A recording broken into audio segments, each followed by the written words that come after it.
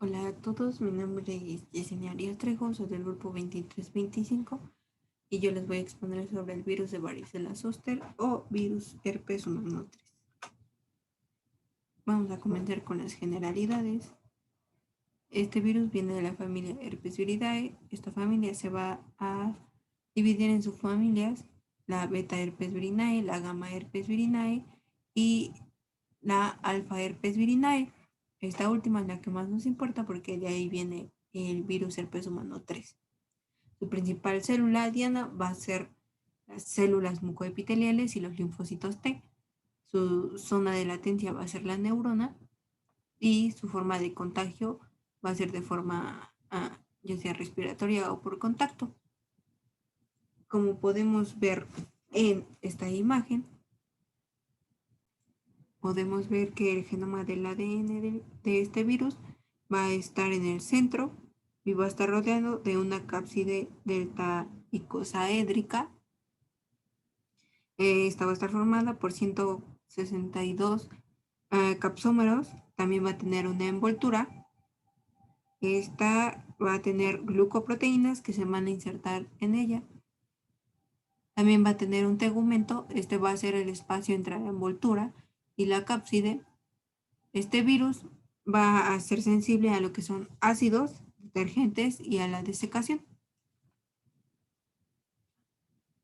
También tenemos que su infección primaria va a ser la varicela, su infección latente va a ser en neuronas y su reactivación va a aparecer como herpes zóster. Codifican muchas proteínas que manipulan las células hospedadoras y a las respuestas inmunitarias. Se liberan por exocitosis, lisis celular y a través de un puente intercelular. Pueden provocar infecciones líticas y persistentes, y para su control se necesita inmunidad mediada por células. El virus varicela zoster comparte rasgos con el virus herpes simple, como su capacidad para establecer infecciones latentes e infecciones recurrentes. También la importancia de la inmunidad celular para el control y evitar infecciones graves y la presencia de lesiones vesiculares.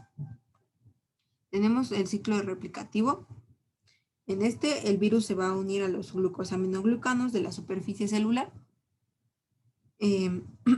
principalmente en el sultato de Paran, y su adherencia se debe a la unión a uno de los correceptores, por ejemplo, miembros de las inmunoglobulinas. Después de la fusión de la cápside, es transportada a través del citoplasma hasta lo que es el poro nuclear y ocurre la pérdida de envoltura.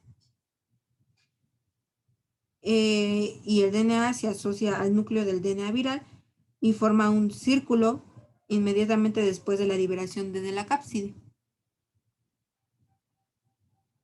Después, la expresión del genoma viral va a estar regulado y ordenado en forma de cascada por la BP16, que es una proteína de tegumento, y coordinada por 3 fases. En la primera, se expresan genes inmediatos iniciales que producen proteínas alfa precoces inmediatas. O después va a estar, estas proteínas van a permitir la expresión de la serie inicial de genes que se traducen en proteínas beta o precoces. Por último, va a tener que se comienza la replicación del DNA viral y se producen transcriptos tardíos que dan origen a las proteínas gamma tardías. El genoma vírico se transcribe mediante la polimerasa celular del ácido ribonucleico dependiente del DNA. El proceso es regulado por factores coordinados por el virus. La interacción de estos factores determina si la infección es lítica, persistente o latente. Luego tenemos que el DNA viral recién sintetizado es empaquetado en nucleocápsides vacías preformadas en el núcleo celular, y la mutación ocurre por la gemación de las nucleocápsidas a través de la membrana nuclear interna alterada. A partir de que el virus,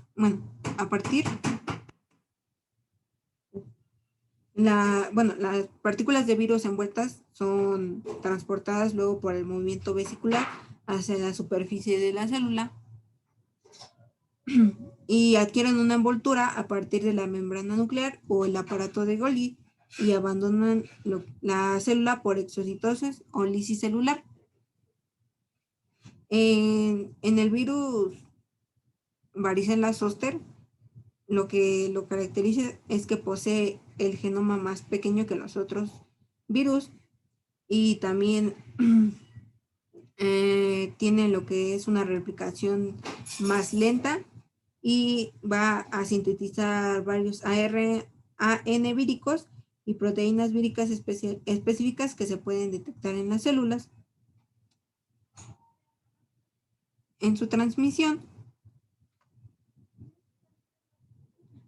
el periodo de incubación en la viremia primaria o en la varicela dura de 10 a 21 días. Una fase virémica secundaria va a ser por transporte de virus a la piel y a las mucosas respiratorias. La enfermedad se extiende principalmente por la vía respiratoria y por el contacto con las vesículas cutáneas. Las lesiones del virus viables pueden ser una fuente de contagio de varicela a las personas que carecen de inmunidad a este. Su cuadro clínico va a ser un estado general de fiebre, prurito, exantema. Primero se va a presentar en lo que es el tronco, luego en la cara, luego en las extremidades y la mucosa bucal y faringe. En el herpes zóster, aquí les puse que significa cinturón o faja, recurren las infecciones latentes por varicela. Esto va a significar que va a ser eh, una reaparición de la enfermedad después de la varicela. Lo que va a presentar va a ser dolor intenso en el área inervada por el nervio. El exantema se delimita a un dermatoma, como podemos ver aquí, y se parece a la varicela. ¿En qué se parece? En que van a tener estas pequeñas vesículas que la caracterizan. Va a tener un contacto primario con la varicela o bien debido a una enfermedad recurrente. Las complicaciones.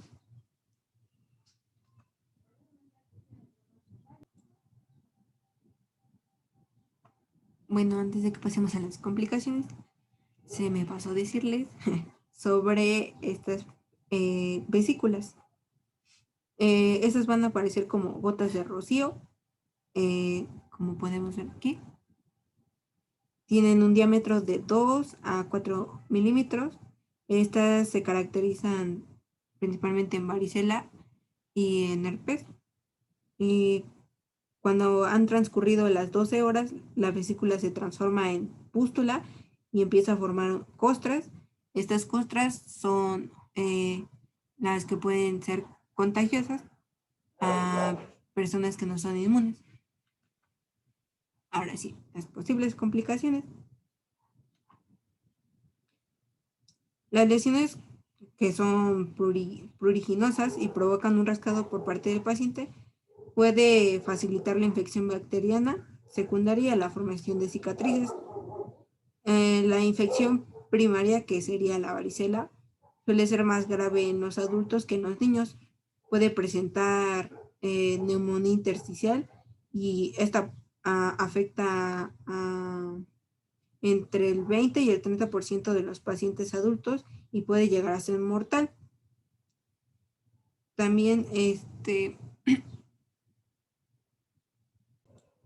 también se puede presentar en pacientes inmunodeprimidos, en las neumonías intersticiales, como les decía, coagulaciones, y los pacientes que padecen de herpes zóster desarrollan un síndrome de dolor crónico denominado neuralgia posterpéptica, que pueden persistir durante meses o años.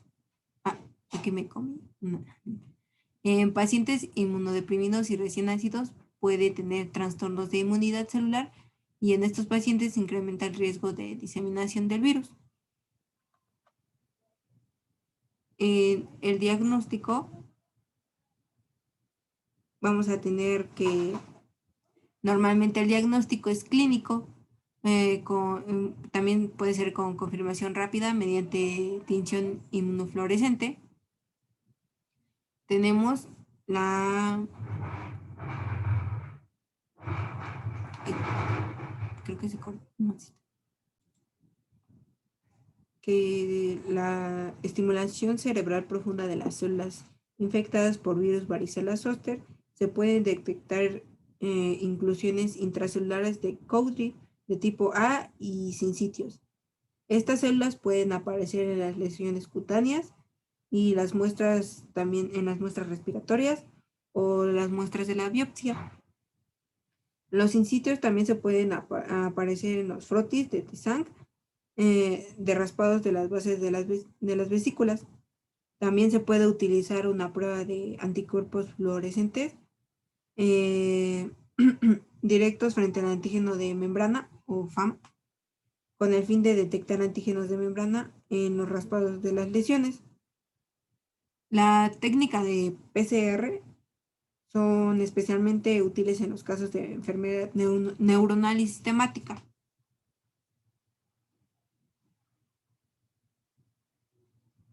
Luego tenemos el tratamiento. Ya que tenemos que el ADN polimerasa del virus varicela zoster es mucho menos sensible al tratamiento con aciclovir que las enzimas del herpes virus simple, por lo que necesitamos una dosis más elevada de aciclovir, o bien podemos administrar la famiclovir o valaciclovir como consecuencia de una mejor característica de farmacodinámica. Pero en sí no existe un tratamiento satisfactorio, aunque los analgésicos o otros calmantes, o también los anestésicos tópicos, como las cremas de capsaicina, pueden aliviar las molestias. Tenemos que la prevención, al igual que en el caso de otros virus respiratorios, resulta difícil limitar la transmisión de virus varicela zoster, puesto que la infección en los niños suele ser moderada e inducida eh, por inmunidad. A lo largo de su vida se recomienda el contacto de los niños cuando son pequeños. Sin embargo, las personas que tienen alto riesgo, que son como niños inmunodeprimidos, deben protegerse frente a al contacto con estos niños. También otra opción sería la vacuna, ya que los pacientes inmunodeprimidos susceptibles a presentar este virus, a presentar esta enfermedad como el virus varicela zoster, se pueden proteger mediante la administración de la inmunoglobulina frente a la varicela zoster, que sería la vacuna. En la epidemiología, lo saqué de un artículo. Tenemos que el número total de casos de varicela notificados en México fue de 4.154.265. Estos fueron repartidos en segmentos. Digamos, en menores de 1 año fue del 7%, de 1 a 4 años es del 29.6%, de 5 a 9 años es del 27.3%. Después tenemos a los niños de 10 a 14 años con 12.4% y a los adolescentes de 14 a 19 años con 6.5%. Esto es sobre niños. Luego tenemos a los adultos, que serían de 20, 24, 25 hasta los 44 años, que sería de 6.3 y 10%. Y a los de 45 años en adelante sería del 1 al 1.1%. Entonces, en donde vemos más porcentaje de aparición de este virus sería en los niños de 1 a 4 años. También vemos que tiene una gran aparición en niños de 5 a 9 años. En lo que corresponde a ingresos por herpes zóster, en, en lo que se hizo un análisis de durante 14 años, estudian que estudian que los ingresos fueran de 7.042 casos, en los cuales la mayor parte, serían 72%, fueron casos sin complicaciones. Eh, y eso sería todo. Aquí tengo mis referencias y muchas gracias. Y cualquier pregunta, pues, no duden en preguntarme. Muchas gracias.